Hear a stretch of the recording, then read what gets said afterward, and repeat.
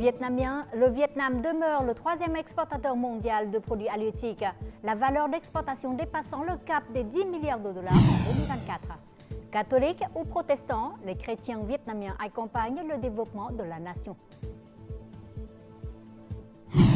Les Vietnamiens vivant, étudiant ou travaillant à l'étranger célèbrent aussi la fête de Noël. Chacun s'oriente vers le pays natal de sa manière.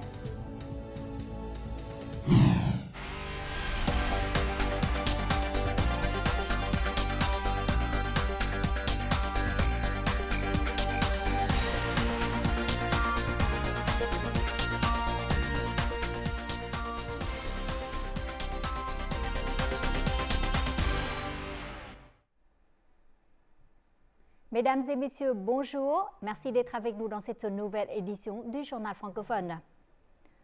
Le secrétaire général To Lâm vient de signer la résolution du Politburo sur le développement révolutionnaire de la science, de la technologie, de l'innovation et de la transformation numérique nationale.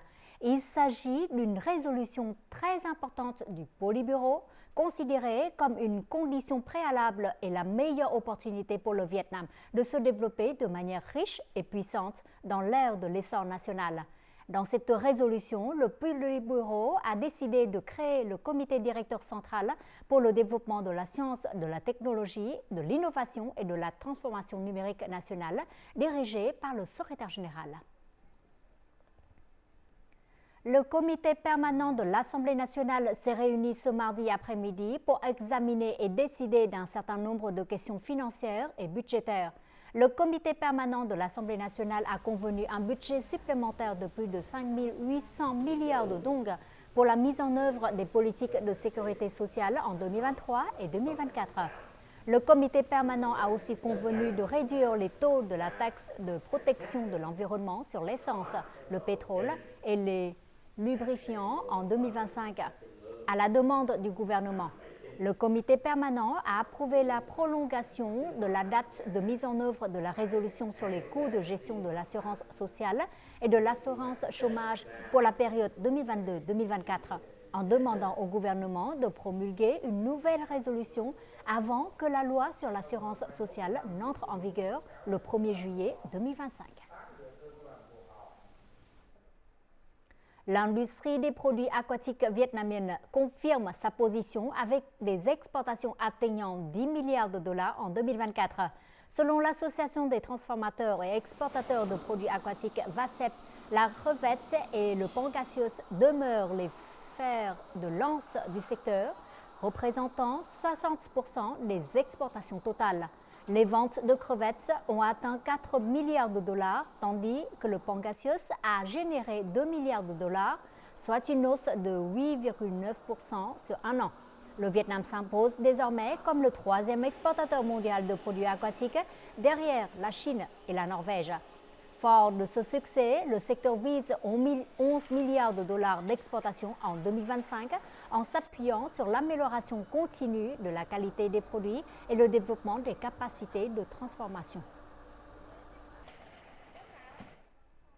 En 11 mois, les exportations de fruits et légumes ont atteint plus de 6,7 milliards de dollars, soit une hausse de 30% par rapport à la même période de 2023.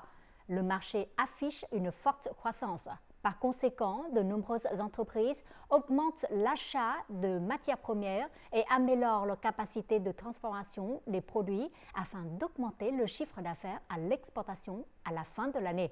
Tout de suite, état de lieu dans le delta du Mekong, le plus grand centre de production agricole du pays.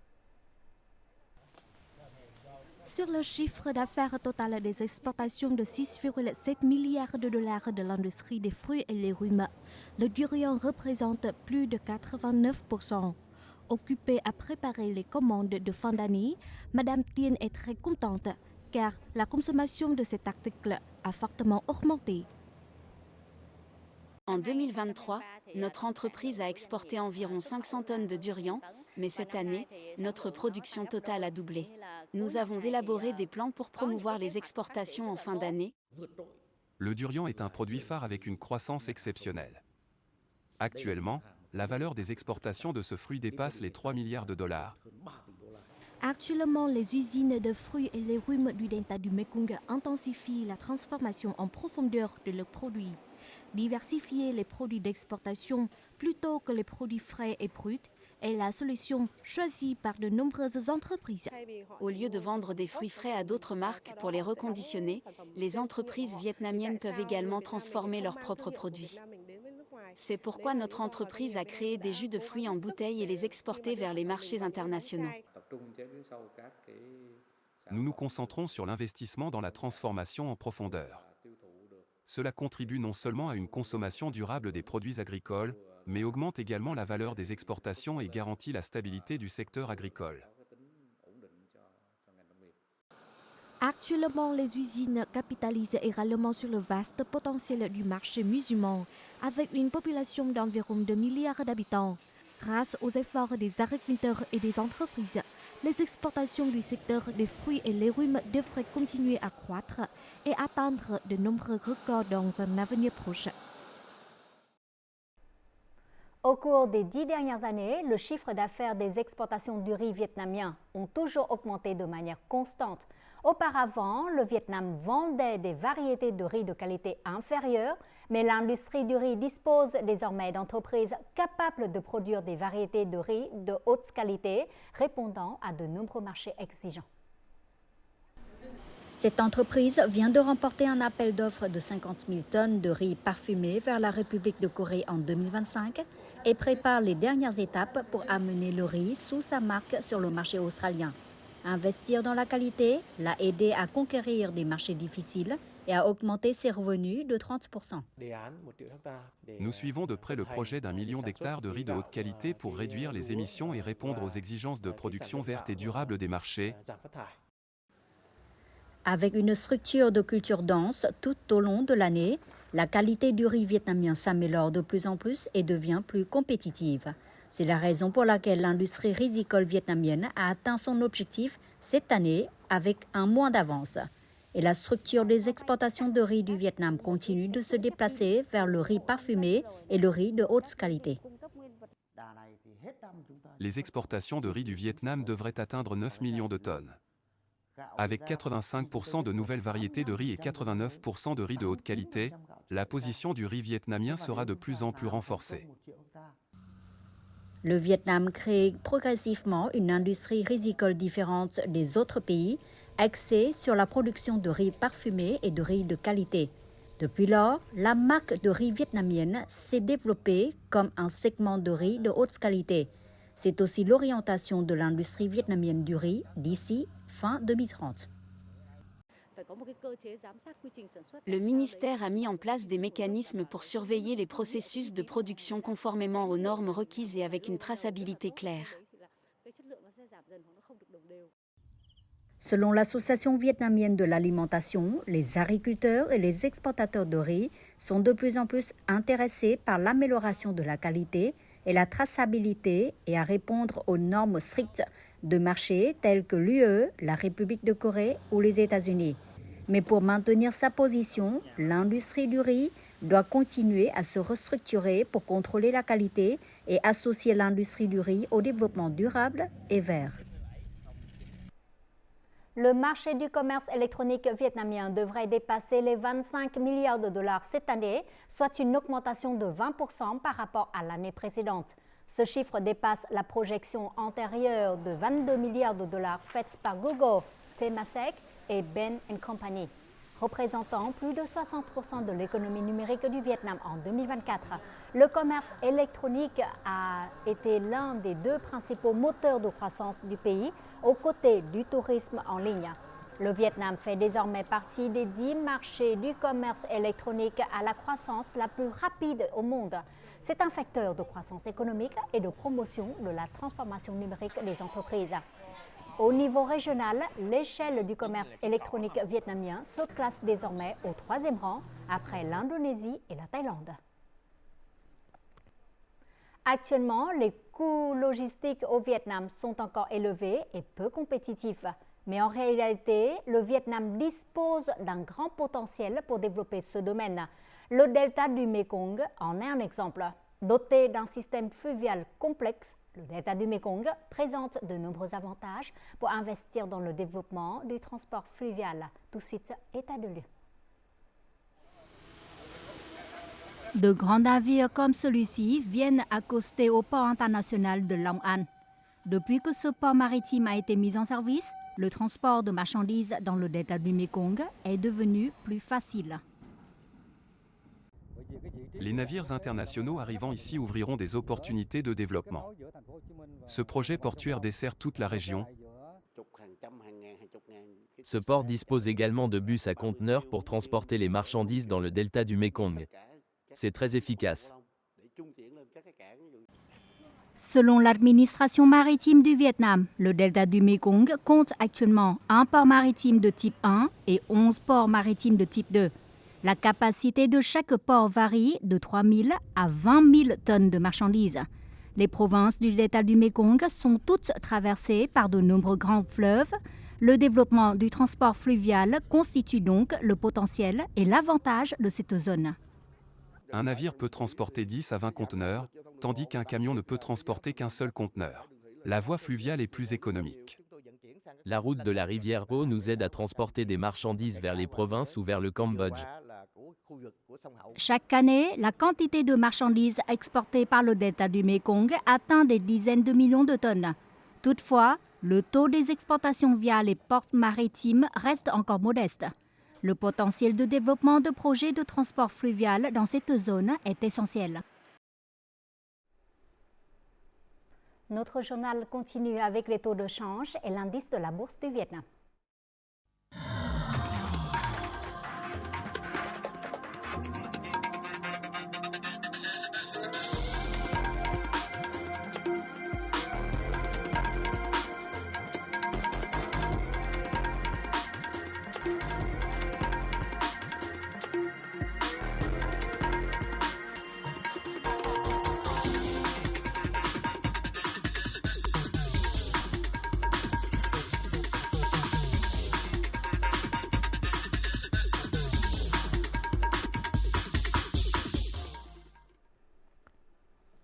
L'ambiance de Noël 2024 règne partout dans le pays. Dans les hauts plateaux du centre, les chrétiens semblent plus joyeux cette année car ils ont connu une très bonne récolte de riz et de produits agricoles. Les églises de village sont splendidement colorées avec des sapins et des crèches miniatures.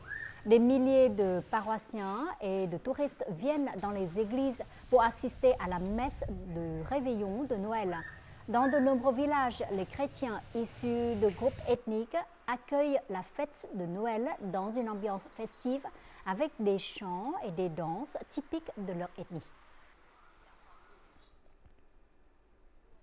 Des millions de chrétiens au Vietnam célèbrent un Noël paisible et joyeux, promouvant la tradition de vivre une bonne vie, belle religion. Les fidèles religieux dans tout le pays ont affirmé ces dernières années qu'ils faisaient partie de la grande unité nationale, accompagnant toujours la cause de la construction et de la défense de la patrie.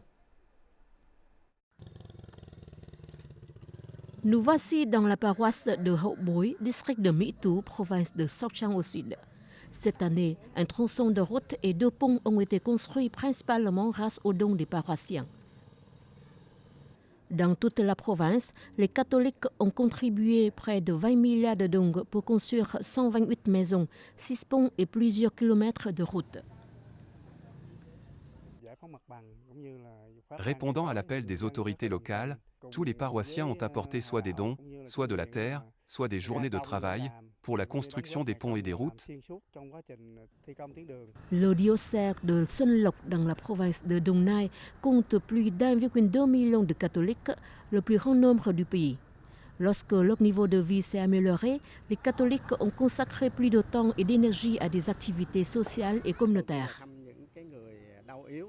À l'occasion de la fête de Noël, nous organisons des activités pour offrir des cadeaux et venir en aide aux personnes déshéritées. Cela aide à répandre l'affection dans la communauté. Grâce à des actions pratiques, les chrétiens vietnamiens participent activement au mouvement d'émulation patriotique à la construction de la nouvelle ruralité et des zones urbaines civilisées et à des activités caritatives et humanitaires. C'est aussi leur manière de répondre au respect et à l'attention du parti et de l'État qui considèrent les religions, y compris le catholicisme, comme une partie indissociable de la grande unité nationale. Nous voulons répandre les bonnes choses. Par exemple, avec l'accord des autorités locales, les sœurs s'occupent des enfants. C'est aussi un moyen pour nous de réaliser les enseignements de Dieu. En tant que Vietnamiens, les catholiques prient toujours pour la paix, le développement et la prospérité du pays.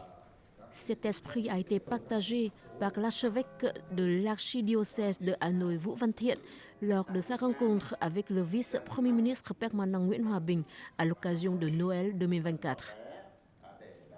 Selon lui, les catholiques ne représentent que 8% de la population vietnamienne, mais ils sont très heureux de contribuer pour une petite part à l'édification d'un peuple riche, d'un pays fort et d'une société civilisée.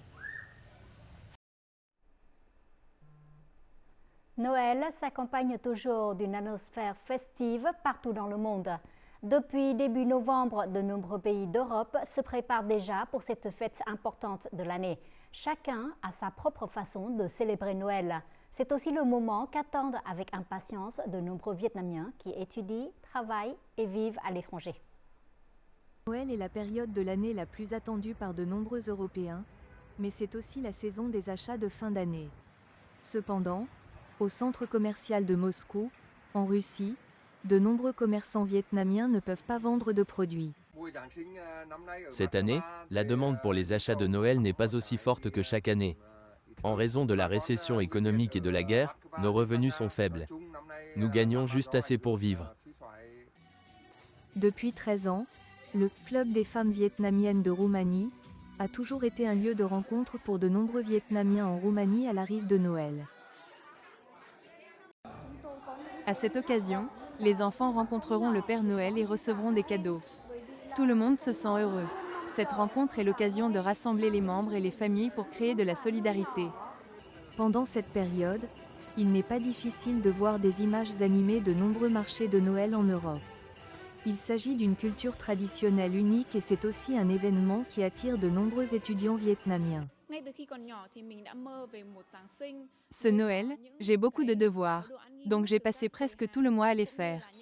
Aujourd'hui, j'ai eu le temps de visiter les marchés de Noël des villes voisines. Quand on parle de Noël, je pense immédiatement aux lumières scintillantes et aux odeurs émanant des restaurants du marché de Noël. Le Royaume-Uni a réalisé mon rêve. À l'approche de la nouvelle année, chaque Vietnamien étudiant, travaillant et vivant à l'étranger a ses propres souhaits. Nous souhaitons aux Vietnamiens vivant à Moscou, dans le monde et au Vietnam une vie paisible, joyeuse et prospère. Je souhaite à tous un Noël paisible, chaleureux et rempli de joie. J'espère avoir de beaux souvenirs avec mes amis, car c'est la première fois que je fête Noël loin de chez moi.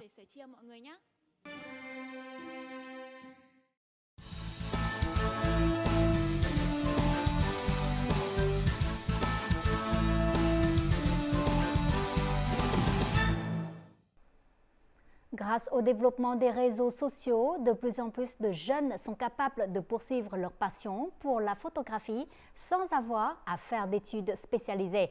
Il leur suffit d'un appareil photo ou même d'un téléphone portable pour partager avec le reste du monde de belles images.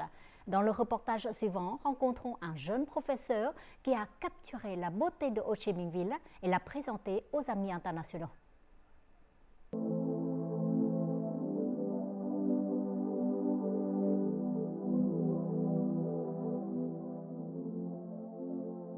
Les gratte-ciels emblouissantes de Ho Chi Minh Ville. L'énergie vibrante du marché de Chum Hom le jour du Nouvel An. Les bouddhistes qui se rassemblent à l'emblématique pagode Hoang Phap. Ou un moment serein et poétique alors qu'un agriculteur se dirige vers les champs sous le soleil brûlant de l'été. Derrière ces scènes à couper le souffle se cache un seul compteur. À travers l'objectif de son appareil photo, le jeune photographe Cuong Thinh capture l'essence du Vietnam. révélant sa beauté, sa culture et sa vie dynamique. Connu sous le nom de Isthing sur Instagram, il a construit une clientèle fidèle en capturant la beauté unique du Vietnam, une photo à la fois.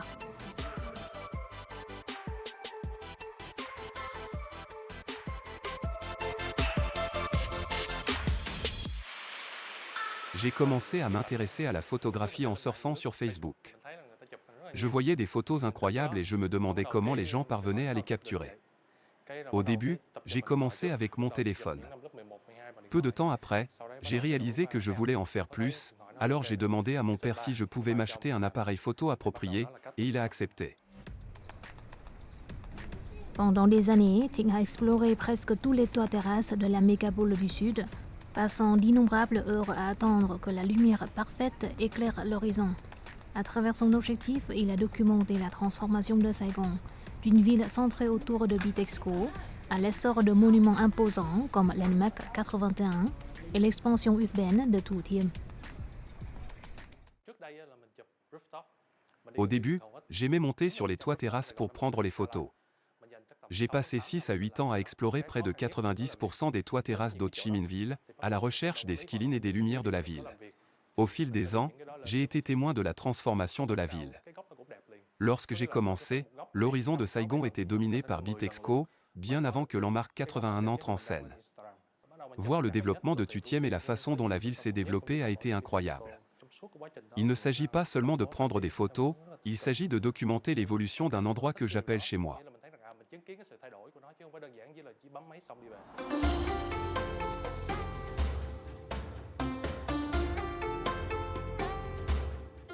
Mais le parcours de Thing ne s'est pas arrêté en ville. En quête d'une nouvelle inspiration, il s'est tourné vers la campagne vietnamienne. Ses photos offrent plus que de belles images. Elles racontent des histoires sur les gens, la culture et les paysages en évolution du pays.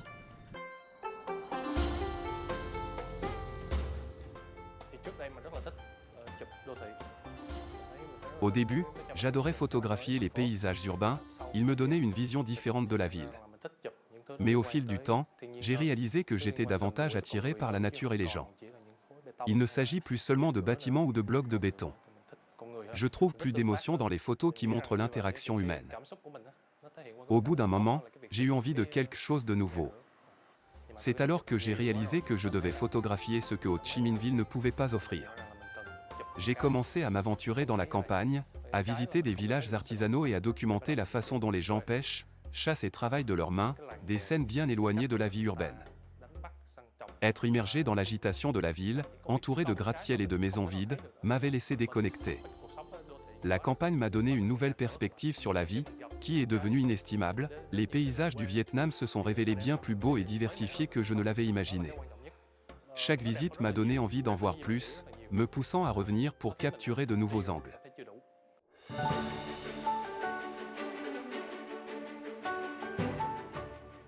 À travers son objectif, Thing offre une fenêtre sur un Vietnam que de nombreux étrangers n'auraient peut-être jamais imaginé.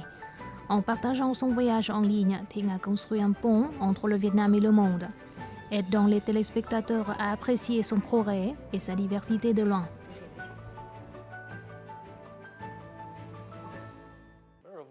Bien sûr, ce n'est pas toujours facile.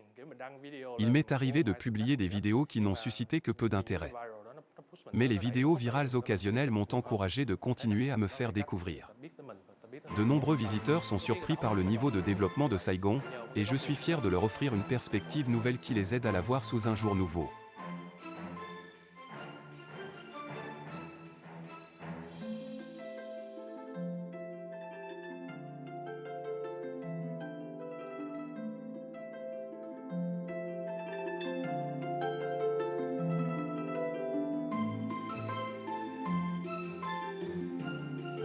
À travers mon travail, je souhaite donner aux gens une vision plus positive et plus diversifiée du Vietnam. La beauté ne se limite pas à quelques villes célèbres, elle est partout. Il suffit d'avoir l'esprit ouvert et la volonté d'explorer pour découvrir d'innombrables perspectives captivantes.